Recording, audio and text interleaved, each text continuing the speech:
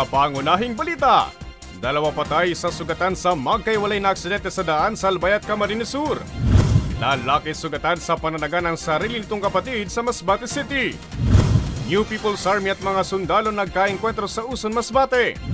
Biyaheng nagaligaspi ng PNR muling umarangkada. At may higit 1 bilyong pondo inilaan para sa tourism infrastructure projects sa Bicol ngayong 2025.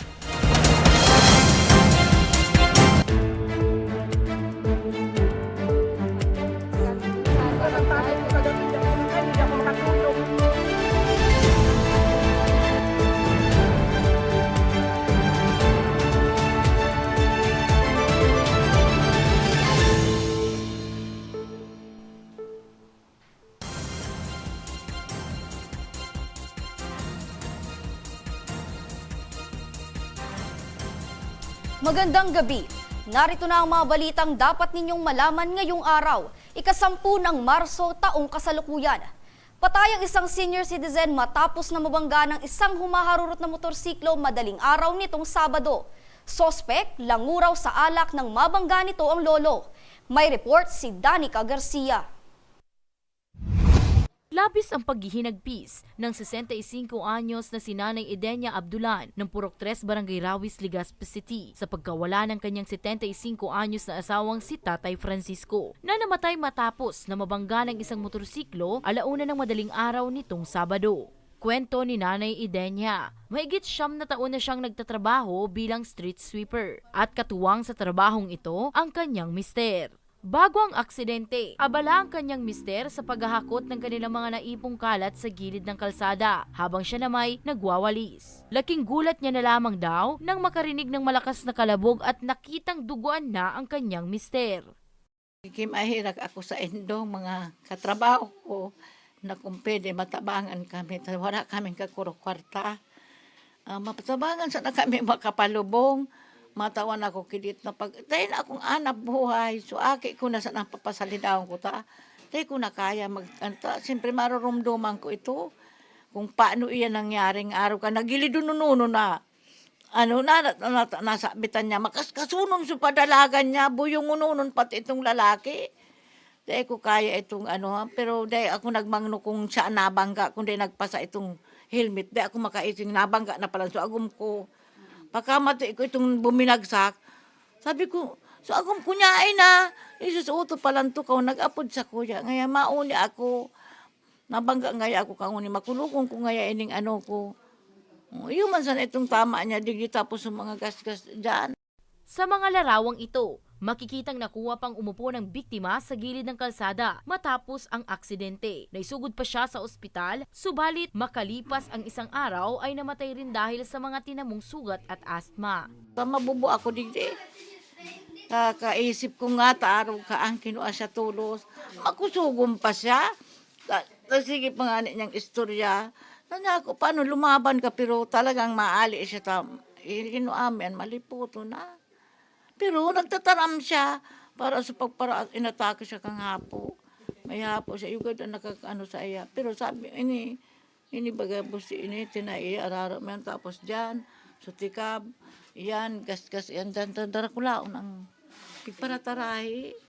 Sa impormasyon mula sa Legazpi City Police Station, galing Barangay Bigaa parehong lungsod, papauwi na sana sa Barangay Bunot pareho ring lungsod ang 27 anyos na motorcycle rider nang mabangga ang biktima. Lumalabas rin sa investigasyon na lango sa alak ang sospek at naging matulin ang pagpapatakbo sa kanyang motorsiklo na nauwi sa pagkakabangga sa biktima. Sa lakas ng impact, sugatan maging ang rider.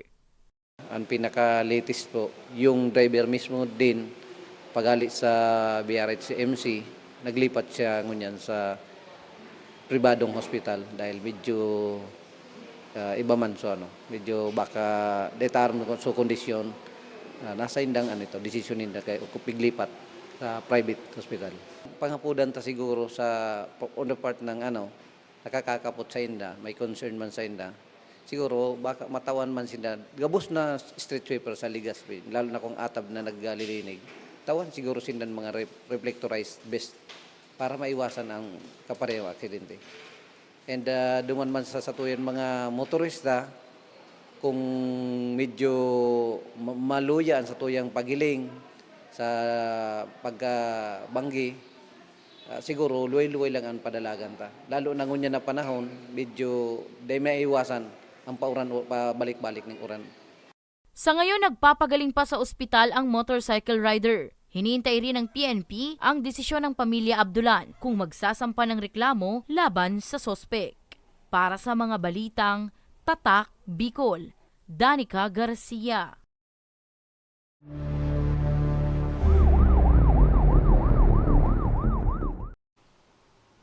Sa bayan ng Santo Domingo, Albay, patay rin ang isang senior citizen matapos na mabangga ng kotse habang tumatawid sa kalsada. Biktima, wala pang pagkakakilanlan. May report si Hercules Barbacena.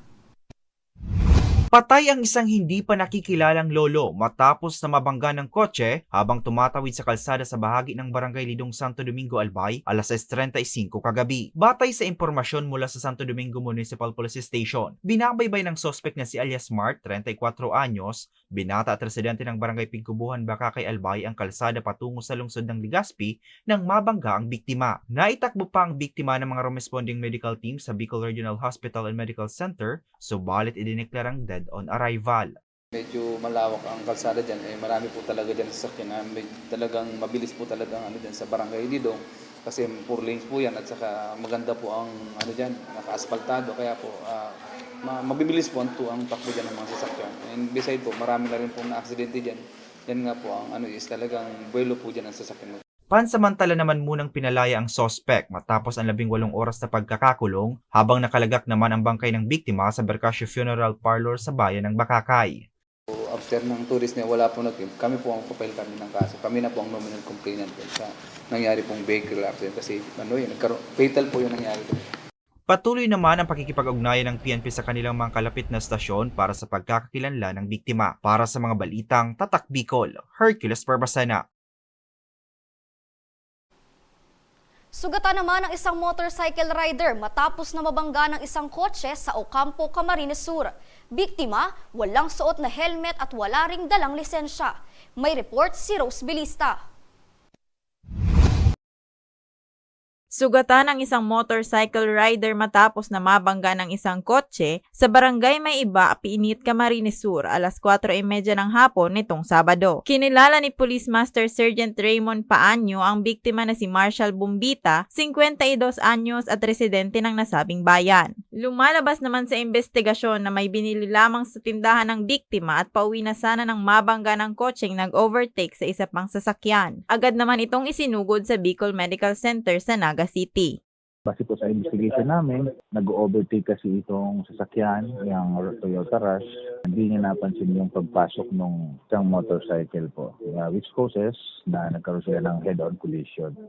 The result of the accident, nagkaroon ng injury sa katawan ng rider ng motorcycle, si Mr. Bungita. But immediately naman po dinala sa Bicol Medical Center para sa medical. Napag-alaman rin ng Ocampo MPS na walang suot na helmet ang biktima at wala ring dalang lisensya. Isa sa pinaka-important is to follow the rules in the road po. Yung helmet, kailangan laging meron. Pag sumasakay ng motor, kahit malapit o malayo, hindi natin masasabi na hindi ka ma-disgrasya or ma-accident. So, prevention mo yun para wag ma-injury ang ulo. And then another thing pa po, siguro kung mayroon ka naman talagang license and undergo ka sa mga seminars ng LTO before ka bigyan ng license, alam mo yung mga traffic rules po, yung dapat natin sundin para makaiwas tayo sa aksidente. Kasi yung mga rules na yun, sinet talaga yun, ginawa to avoid accident po. Kasi kung susundin natin yun, wala aksidente. Yun lang naman po. Nanawagan naman ang Ocampo MPS sa mga motorista, lalo na sa motorcycle riders, na ugaliing sumunod sa safety regulations upang makaiwas sa mga aksidente sa daan. Para sa mga balitang Tatak Bicol, Rose Bilista. Lalaki sugatan sa pananagan ng sarili nitong kapatid sa Masbate City. At New People's Army at mga sundalo nagkaengkwentro sa Uson, Masbate. Yan at iba pa balita sa Pababalik na Bicol Online TV.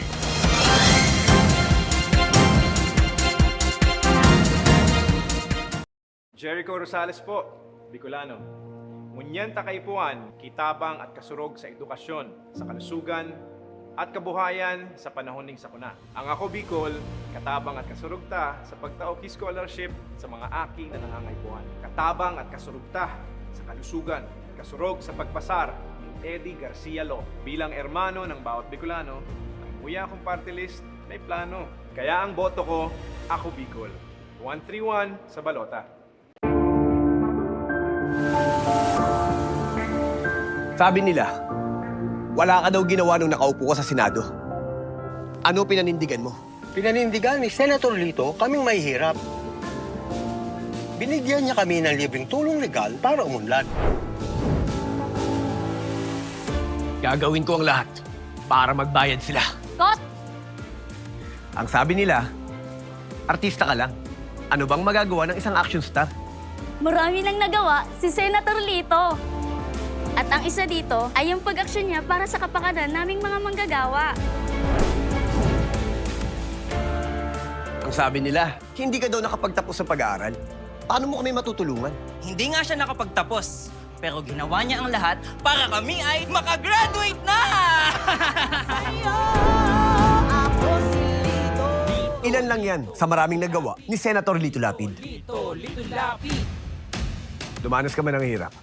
Lahat ng sabi-sabi sa'yo, inaksyonan mo. Kung ako'y nakaahon, kaya nyo rin. Kaya natin lahat lumaban at umunlad. Tatak Lingkod Lapid, Supremo ng Senado. Lito Lapid, number 35 sa balota. Lito, Lito, Lito Lapid! Lito, Lito, Lito Lapid! Lito, Lito, Lito Lapid! Presyo ng bilihin, mapapabain sa gana ang pagkain kung walang saking trabaho at tulong ng kanyang sinusulong. Siya ay may solusyon, subok na ng panahon.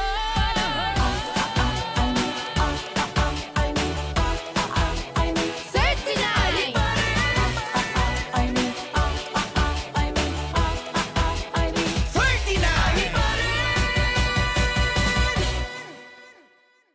Ako si Jericho Rosales, sarong aktor, kasurog kang kaligasan, Oragon, Bicolano. Ang boto ko, Ako Bicol. Ako Bicol, 131 sa balota.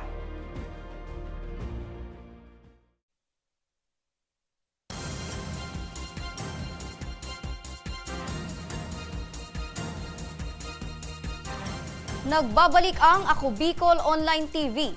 Sugatan ng isang lalaki matapos na pagtatagain ng sarili nitong kapatid sa Palanas, Masbate. Biktima, tinutukan pa raw ng sumpak ng sospek. Matagal ng alitan, sinasabing ugat ng insidente. May report si Rose Bilista. Sugatan ng isang lalaki matapos itong pagtatagain ng kanyang kapatid umaga nitong Huwebes sa barangay Nabangig, Palanas, Masbate. Kinilala ni Police Captain Nick Belbes ang biktima na si Guillermo Pellejera, 65 taong gulang. Kinilala naman ang kapatid nitong sospek na si Elias Pil, 61 taong gulang. Bukod sa pananaga, tinutukan rin umano ng sumpak ang biktima. Lumalabas naman sa investigasyon na matagal nang may alitan ng magkapatid. May matagal nang hindi pagkakaintindihan kahit nga yung mga kapatid na iba na medyo itong suspect natin, talagang may galit din dito sa kanyang kapatid. Nakuha mula sa sospek ang 18 pulgadang bolo at isang improvised na 9mm na baril o sumpak na may laman na isang bala. Tinutukan siya ng tinatawag nating sumpak. So ito yun ma'am ay yung improvised na baril lang na may bala na 9mm. So during the time na pag aresto po natin sa kanya, nakuha po natin in position sa kanya yung itak na ginamit and then yung sumpak na ginamit sa kanyang kapatid kung saan yun ang biktima. So doon po na-discovery ng ating mga kapulisan ng pag-aresto na may naka-insert po na bala doon sa ginamit na panunutok at subalit ito ay kinalabit kaya lang hindi siya pumutok. Sinampahan na ng kasong frustrated homicide at violation sa Republic Act 10591 o Comprehensive Firearms and Ammunition Regulation Act ang sospek. Sa ngayon, nasa kustudiya pa ng Palanas MPS ang sospek. Para sa mga balitang Tatak Bicol, Rose Bilista.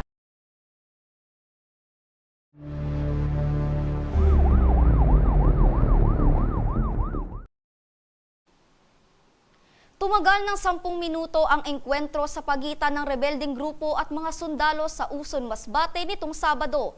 Wala naman na naiulat na sugatan sa nangyaring sagupaan. May report si Danica Garcia.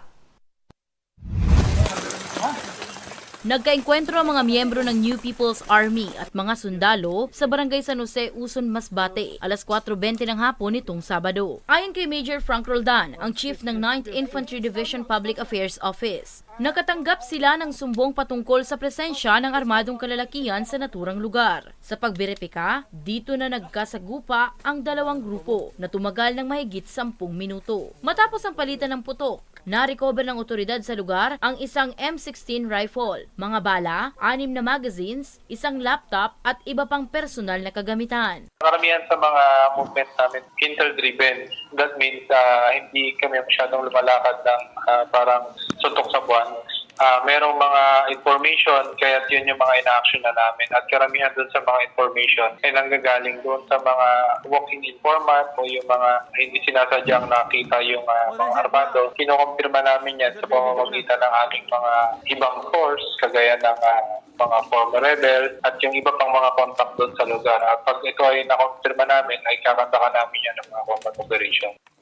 Dagdag pa ni Roldan, 10 miyembro ng Platoon 2 ng Kumiting Larangan Guerrilla South Sub-Regional Committee 4 ang nakasagupa ng tropa ng gobyerno. Continuous yung sinasagawang combat operation ng ating mga kasundaluhan. 2 batalyon kasi ang nandoon sa Masbate, yung 96th Infantry Battalion at 2nd Infantry Battalion. Ginagawa nila ang puspusang operasyon dahil sa paghahanda nga doon sa nalalapit na eleksyon. Dahil ang Masbate ay isa sa mga tinitingnan natin, mataas yung posibilidad na magsagawa yung New People's Army ng yung ini-implement nilang permit to campaign at permit to win sa mga kumakandidatong politiko.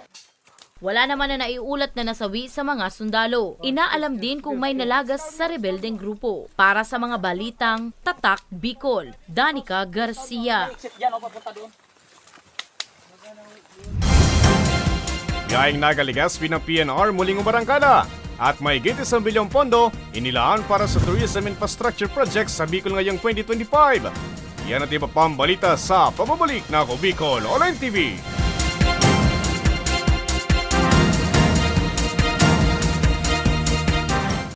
Jericho Rosales po, Bicolano. Ngunyan takaipuan, kitabang at kasurog sa edukasyon, sa kalusugan, at kabuhayan sa panahon ning sakuna. Ang Ako Bicol, katabang at kasurugta sa pagtaok scholarship sa mga aking na nangangaipuan. Katabang at kasurugta sa kalusugan, kasurog sa pagpasar ni Eddie Garcia Law. Bilang ermano ng bawat Bicolano, ang buya kong party list may plano. Kaya ang boto ko, Ako Bicol. 131 sa balota. Sabi nila, wala ka daw ginawa nung nakaupo ka sa Senado. Ano pinanindigan mo? Pinanindigan ni Senator Lito kaming mahihirap. Binigyan niya kami ng libreng tulong legal para umunlad. Gagawin ko ang lahat para magbayad sila. Kot! Ang sabi nila, artista ka lang. Ano bang magagawa ng isang action star? Marami nang nagawa si Senator Lito. At ang isa dito ay yung pag-aksyon niya para sa kapakanan naming mga manggagawa. Ang sabi nila, hindi ka daw nakapagtapos sa pag-aaral. Paano mo kami matutulungan? Hindi nga siya nakapagtapos, pero ginawa niya ang lahat para kami ay makagraduate na! Ilan lang yan sa maraming nagawa ni Senator Lito Lapid. Dumanas ka man ng hirap. Lahat ng sabi-sabi sa'yo, inaksyonan mo. Kung ako'y nakaahon, kaya nyo rin. Kaya natin lahat lumaban at umunlad. Tatak Lingkod Lapid, Supremo ng Senado. Lito Lapid, number 35 sa balota. Lito, Lito, Lito Lapid! Lito, Lito, Lito Lapid! Lito, Lito, Lito Lapid! Ako si Lito. Presyo ng bilihin, mapapabain sa gana ang pagkain kung walang saking trabaho at tulong ng kanyang sinusulong. Siya ay may solusyon, subok na ng panahon.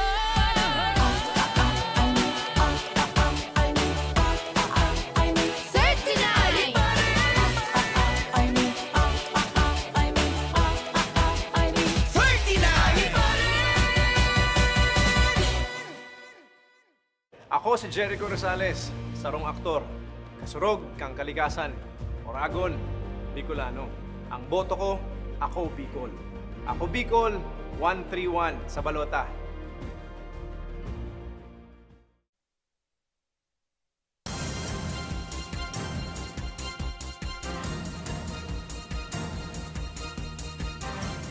Nagbabalik ang Ako Bicol Online TV.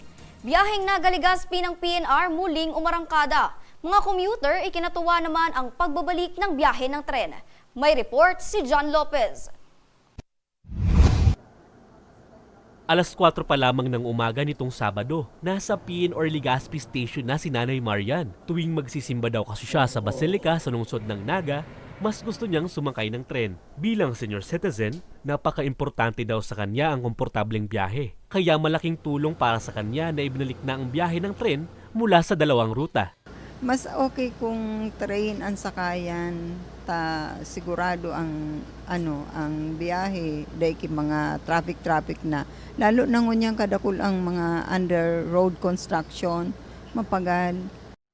February 26 nang muling umarangkada ang biyahe ng PNR mula Naga papuntang Legazpi, vice versa. Ayon kay PNR General Manager Engineer Giovanni Miranda, 3 buwan din na natenga ang kanilang operasyon dahil sa iniwang pinsala ng mga nagdaang bagyo sa kanilang train sets.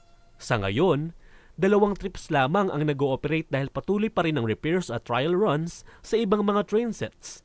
At sa kasalukuyan, 1 train set lamang ang nag-ooperate sa pagitan ng Naga at Legazpi. Itong past weeks until today, nag-a-average tayo ng mga around 350 passenger per day. With the trip ng ng umaga from Legazpi to Naga, tapos Naga to Legazpi sa hapon naman. So every day, na yan yung average natin ngayon. So marami-rami tayong mga pasahero. I-compare mo siya way back bago na stop na may 3 loop tayo noon operation. Parang mas malaki yung demand ngayon. So aside from that, sa Bicol, after nung typhoon ng Christine, yung Naga si Popot, patuloy pa rin naman na bumabiyahe at maayos yung biyahe niya sa bawat araw-araw. So yan, total na mayroon tayong train dyan. So train natin yan dito sa Metro Manila ay nasa stage tayo ng pagpuprocure para maibiyahe yung mga train na nandito at may dagdag sa capacity ng train natin dyan po sa Bicol Commuter Train. 3 oras pa din ang biyahe. 4:49 ng umaga ang biyahe mula Legazpi, 5:30 ng hapon pabalik mula Naga. Mula 12 pesos hanggang 124 pesos pa rin naman ang pamasahe. May discount para sa senior citizens tulad ni Nanay Marian, sa mga estudyante at person with disabilities. Nitong March 3, may biyahe na rin sa Naga si Pokot, vice versa. May mga ibang station naman sa nakaangat na, pati yung kanilang mga embankment mas mataas. Pag tumatawid siya ng parking city or yung mga level crossing sa major urban area, naka-elevated na sila, hindi na on ground. Those are the future railway lines natin na South Long Haul. Ganun na ang ginawang design to become more resilient when it comes to typhoon or other disasters. Ayon kay Miranda, patuloy ang kanilang ginagawang hakbang upang mas maging kalidad ang kanilang inaalok na serbisyo sa mga commuter. Marami pa rin ang maniniwala na ang ating linya ng Riles ay isang actually napaka-efficient na solusyon trapiko, efficient na solusyon sa mabilis na pag-transport ng mga tao at saka mga produkto. At yun ang yung subukan namin ibalik yung efficiency niya, hindi lang sa pag-repair ng mga tren, kundi kung may pagkakataon kami makabili ng tren in the future para mabigyan ng serbisyo at mas lalo pang dumami ang mga mananakay natin sa tren. Pinaalalahanan rin ng opisina ng PNR ang publiko, lalo na ang mga residente malapit sa Riles, na mas maging alerto upang maiwasan ang mga railway accidents. Para sa mga balitang Tatak Bicol, John Lopez. Shearline patuloy pa rin umanong nakakaapekto sa Bicol Region ayon sa Pag-asa. Alamin ang buong ulat kay Hercules Barbacena. Laging may nakatagong kapote sa kanyang pinapasadang tricycle si Enrique ng Barangay Rawis, Legazpi City. Mabuti na raw ito lalo pat pabago-bago ang lagay ng panahon nitong mga nagdaang araw. Minsan kaya pag uran init man, pag nakasagsagan ka sa pasada, bigla kang uranon, makakulog na sa lampayo mo pag di ka nakasulog gani. Tapos pag nadumog man ang kamot mo, matanggalin na sayang panaguli ka sarong. Kaya dapat, pero may pasiguro yung kapote na. Ngayong mag-uran man, at least makasulog ka, makakalo ka, di ka basta-basta matablang kang kalintura o ano. Ayon sa Pag-asa, ang pabago-bagong panahon na nararanasan ngayon sa Bicol Region ay epekto pa rin ng shoreline. Maaaring maranasan hanggang ngayong gabi ang malakas na pagbuhos ng ulan sa malaking bahagi ng Camarines Sur, Catanduanes at Albay. Kaya pinapayuhan ng Pag-asa ang mga lugar na nasa low-lying area at flood-prone areas na mas maging alerto. Maging alerto sa tayo mga kababayan, lalo na po duman sa mga low-lying and landslide prone areas na maging alerto kita na sa mga posibleng mga pagbaha o pagguho din daga kapag may may mga dagos-dagos na mga pag-uuran sa sangunyan. Simula bukas, asahan naman ang magandang lagay ng panahon ayon sa Pag-asa. Kung may mga pag-uran man kita, bakong araw kaniyo na kalat-kalat, kumbaga mga isolated na lang o mga pulo-pulong mga pag-uuran. Samantala, bago matapos ang kasalukuyang buwan, posible na raw na maideklara ng Pag-asa na opisyal nang pumasok ang summer season sa bansa. Para sa mga balitang Tatak Bicol, Hercules Barbacena. Mahigit 1 bilyong pondo inilaan para sa tourism infrastructure project sa Bicol ngayong 2025 ayon kay DOT Bicol Director Herbie Aguas. Mga proyektong paglalaanan ng naturang pondo, alamin sa aking report. Mahigit sa 1.6 billion pesos ang inilaan na pondo para sa mga tourism infrastructure projects sa Bicol ngayong 2025. Ayon kay Department of Tourism Bicol Regional Director Herbie Aguas, ang pondong ito ay mula sa General Appropriations Act for 2025 na paghahati-hatian ng 6 na lalawigan. 1.185 billion pesos para sa lalawigan ng Sorsogon. Nakalaan ang pondong ito para sa 13 tourism infrastructure projects ng probinsya, kabilang na dito ang Donsol Pilar Castilla Sorsogon City o Don Picasso Road. 187.9 million pesos para sa 11 tourism infrastructure projects ng Albay, 105 million pesos para sa 2 tourism infrastructure projects ng Catanduanes, 70 million pesos para sa 4 na tourism infrastructure projects ng Masbate, 60 million pesos para sa 5 tourism infrastructure projects ng Camarines Norte at 35 million pesos para sa 2 tourism infrastructure projects ng Camarines Sur. This funding, ang tinatarget natin na mapapagawa natin ng kalsada is 53.7 kilometers. And as of 2024, mayroon tayong 35.69 kilometers na po na nagawang kalsada. Ipinaliwanag din ng direktor na ang mga lugar na pagtatayuan ng tourism infrastructure projects ay ang mga lugar na may mga aktibong tourist destinations at malaki ang bilang ng mga naitatalang tourist arrivals. Ito po, bakit yung iba nagtatanong bakit hindi lahat nakaka-avail ng trip projects. Ang mga tourism road projects po, ini-evaluate po ng Department of Tourism to consider kung meron talaga pong tourist destination doon, may tourist activities, at kung yung LGU po, any support din po doon sa mga tourist sites na ginagawa po ng kalsada. Samantala, ipinalabas na rin ang kagawaran ng listahan ng mga kaabang-abang na aktibidad ng DOT ngayong taon, tulad ng Bicol Surf Summit kung saan inaasahan ang pagdating ng mga surfers mula Siargao, La Union at Zambales. Para sa mga balitang Tatak Bicol, Angeline Dagta. At yan ang mga balitang nakalap ng Ako Bicol News Team. Ako po si Angeline Dagta, ang inyong tagapaghatid balita.